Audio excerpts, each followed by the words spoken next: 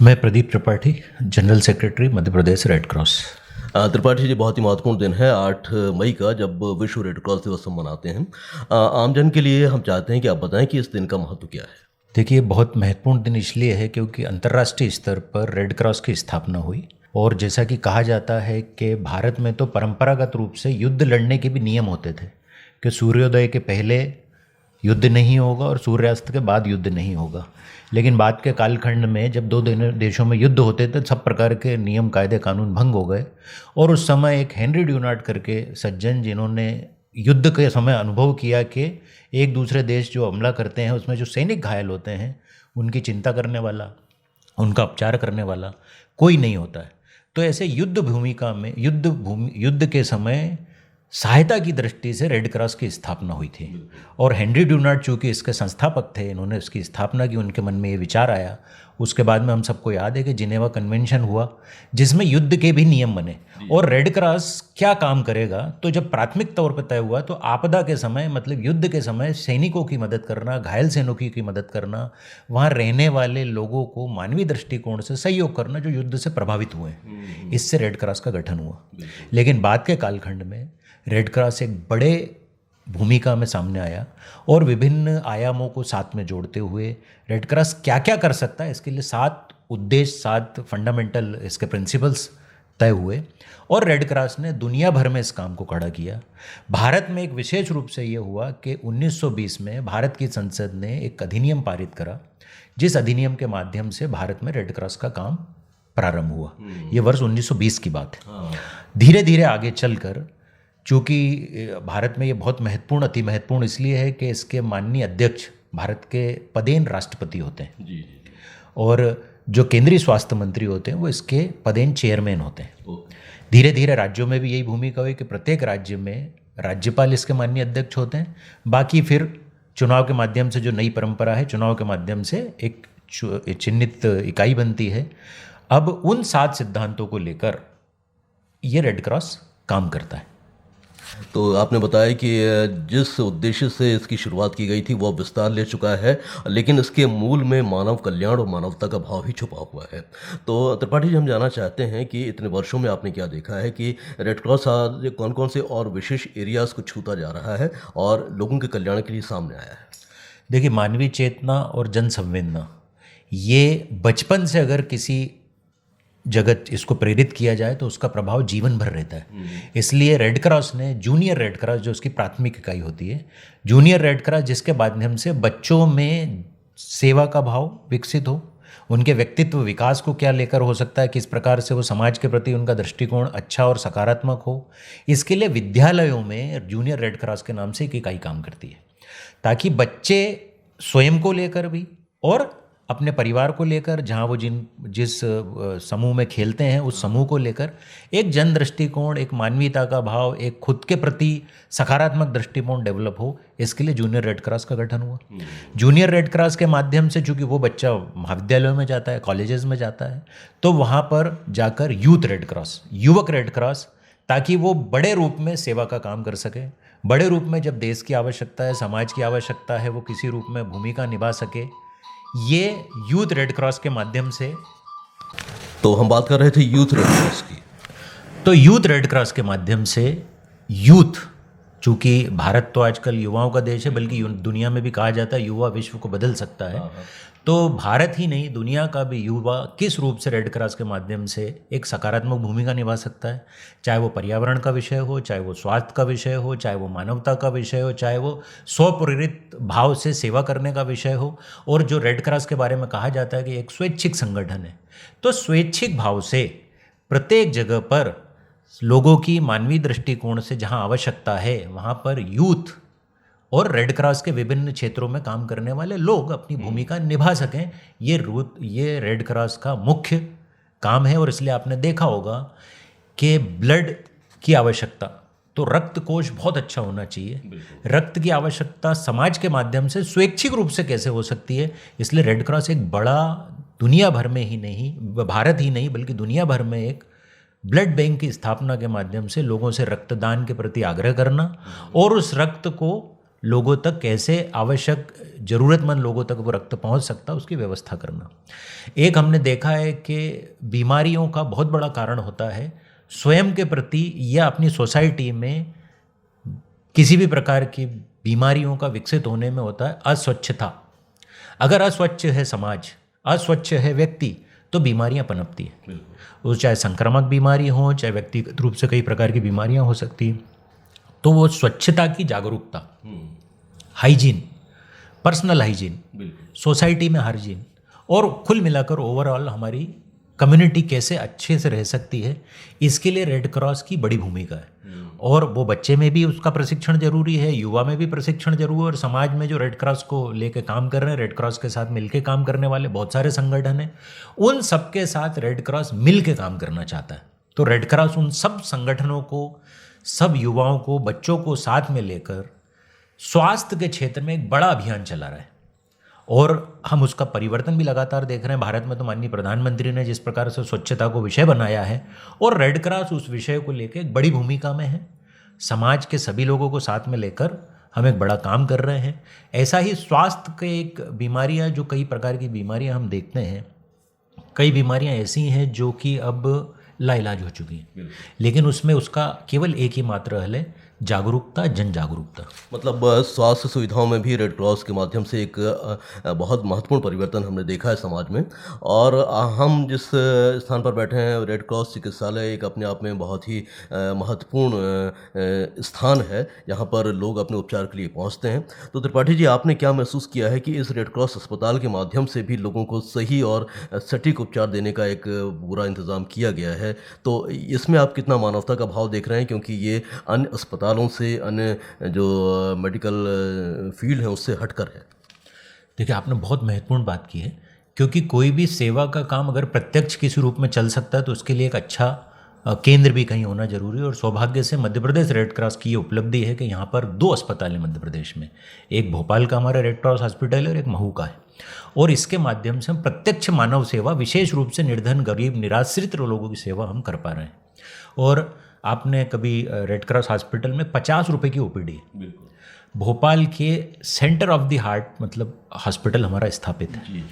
50 रुपये में जो निराश्रित लोग हैं, जो गरीब लोग हैं, जो निर्धन लोग हैं, उनका उपचार करना, और अच्छे से अच्छे डॉक्टरों के माध्यम से उपचार करना। लगभग हम निजी अस्पतालों के समकक्ष ही यहाँ पर सुविधा उपलब्ध कराते हैं। जितनी भी जांचें होती हैं हमारी, चाहे वो पैथोलॉजिकल जांचें हो, चाहे रेडियोलॉजी के अंतर्गत जो जो जांचें होती हैं, वो सब बाजार से, निजी अस्पतालों से 70% कम रेट में हम दे रहे हैं।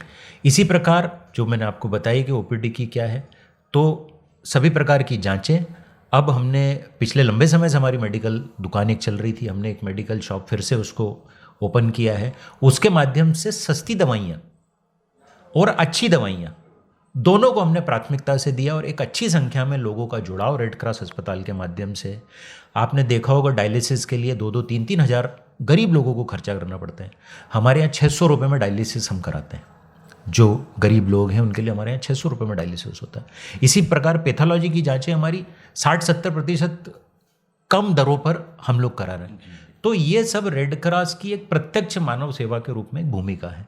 इसी प्रकार हमारी एम्बुलेंस है, वो एम्बुलेंस भी हमने सबसे कहा है कि आप रेड क्रॉस की एम्बुलेंस का उपयोग करते हुए जहां आपको जैसी आवश्यकता है, हम कम से कम न्यूनतम दरों पर अपनी एम्बुलेंस उपलब्ध कराते हैं। एक बड़ी भूमिका, क्योंकि मैंने आपको पहले ही कहा था कि हम लोग समाज में जाकर समाज में एक जन चेतना का भाव पैदा करना चाहते हैं, चाहे वो स्वच्छता का विषय हो, चाहे स्वास्थ्य का विषय हो। तो समय समय पर समाज का सहयोग लेकर, विभिन्न प्रकार के संगठन जो सेवा काम में लगे हुए हैं उनको अपने साथ लेकर बस्तियों में कैंप करते हैं। वो मध्य प्रदेश के दूरस्थ, चूँकि माननीय राज्यपाल महोदय जो मध्य प्रदेश श्री मंगू भाई पटेल जी हैं, उनका बहुत ज़्यादा जोर है स्वास्थ्य को लेकर, कैसे हम जन जागरण फैला सकते हैं। तो माननीय राज्यपाल हमारे अध्यक्ष भी हैं रेड क्रॉस के, और उनका बहुत प्राथमिकता में ये चिंता का विषय है।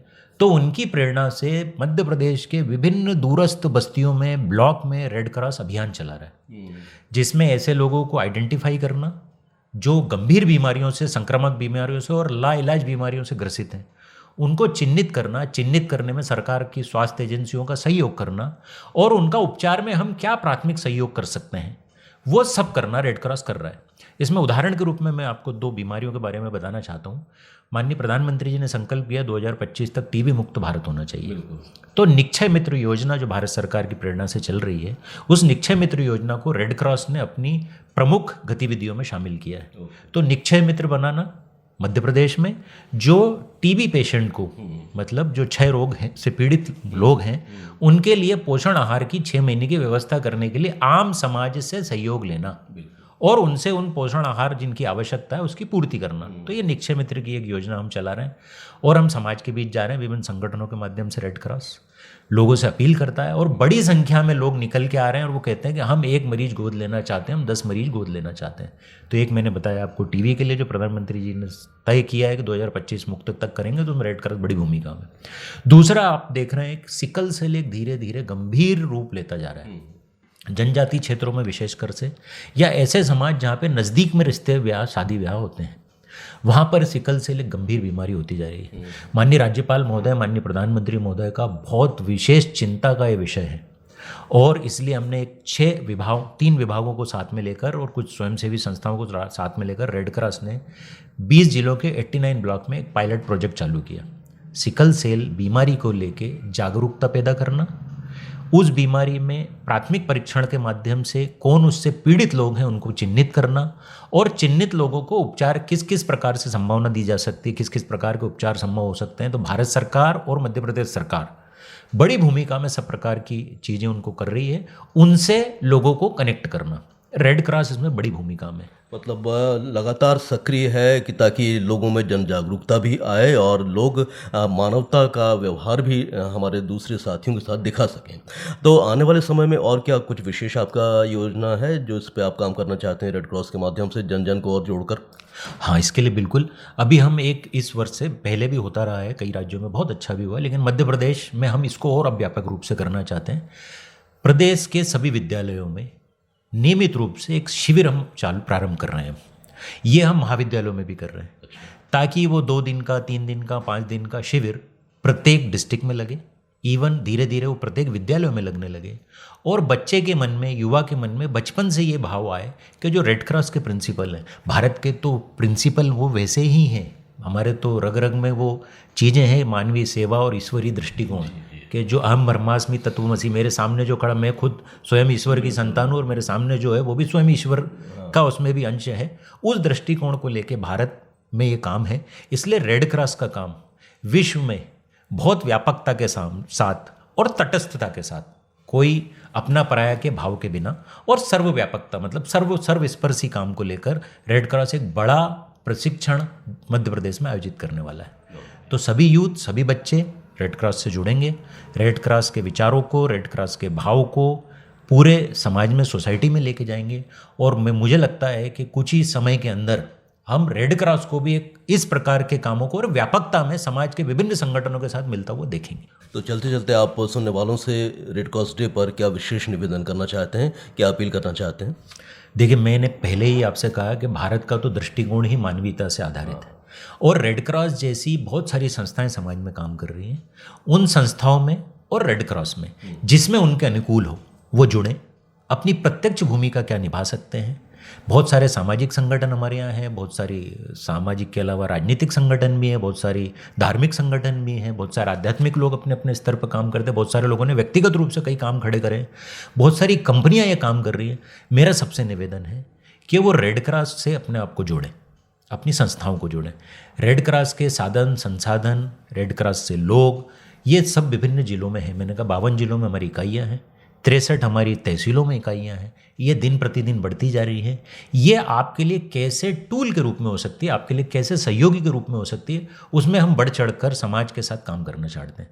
तो लोग हमसे जुड़ें, रेड क्रॉस से जुड़ें और रेड क्रॉस की जितनी साधन संसाधन हैं उसके माध्यम से हम, चाहे स्वास्थ्य का विषय हो, चाहे जनजागरण का विषय हो, चाहे मानवीय दृष्टिकोण की बात हो, चाहे रक्तदान की बात हो, ऐसे कई सारे डायमेंशन, एक प्राथमिक उपचार प्रशिक्षण हम देख रहे हैं किस प्रकार से कोरोना के बाद से कई कम उम्र के बच्चों को हार्ट अटैक से, दुर्घटनाओं से कारण मृत्यु हो रही है, अकाल मृत्यु हो रही है।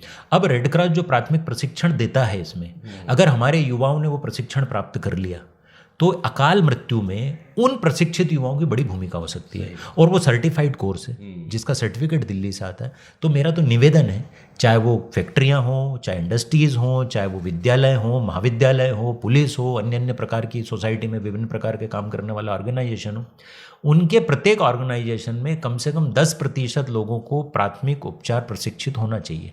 अगर वो प्राथमिक उपचार प्रशिक्षित होंगे तो वहाँ घटने वाली किसी भी दुर्घटना में, सड़क में घटने वाली किसी भी दुर्घटना में, जब तक हमारी एम्बुलेंस आएगी, 108 आएगी, अन्य प्रकार की सुविधा आएगी, वहाँ रास्ता चलता हमारे युवा, रास्ता चलता प्रशिक्षित प्राथमिक उपचार से प्रशिक्षित व्यक्ति उसकी जान बचा सकता है। बिल्कुल सही कहा। तो इसलिए रेड क्रॉस जो प्राथमिक उपचार प्रशिक्षण चलाता है, मेरा सबसे निवेदन है कि वो प्रशिक्षण लें या दिलवाएं।